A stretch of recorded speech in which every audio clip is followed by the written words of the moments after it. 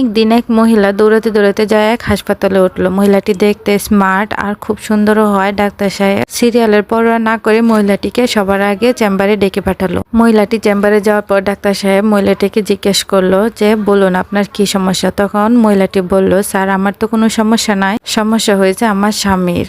আমার কাছে মনে হইতেছে আমার স্বামী দিন দিন পাগল হয়ে যাইতেছে। এই কথা শোনার পর ডাক্তার সাহেব বললো, কেন, উনি কি আপনার সাথে খুব খারাপ আচরণ করে? তখন মহিলাটি বলল, না না তা না, তবে উনি সারাদিন শুধু আমার একটা কথা বলে হুমকি দেয় যে তাড়াতাড়ি আমার যা পাও না তা আমারে দিয়ে দেও।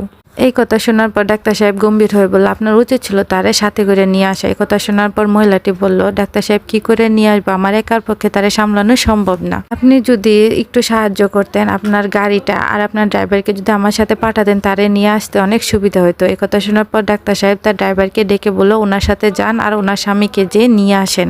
মহিলাটি ডাক্তার সাহেবের ড্রাইভারের সাথে চলে গেল। যাইয়া শহরের একটি বড় জুয়েলারি শপে গাড়ি থামালো। তারপর জুয়েলারি শপের ভিতরে গিয়ে একটা 3 লাখ টাকার হার চয়েস করে দোকানদারকে বলল, দেখেন আমার স্বামীর নাম হচ্ছে ডাক্তার পাপ্পু, আমার এই হারটার এখন খুব প্রয়োজন, কিন্তু আমি বাসা থেকে কোনো টাকা আনতে ভুলে গেছি।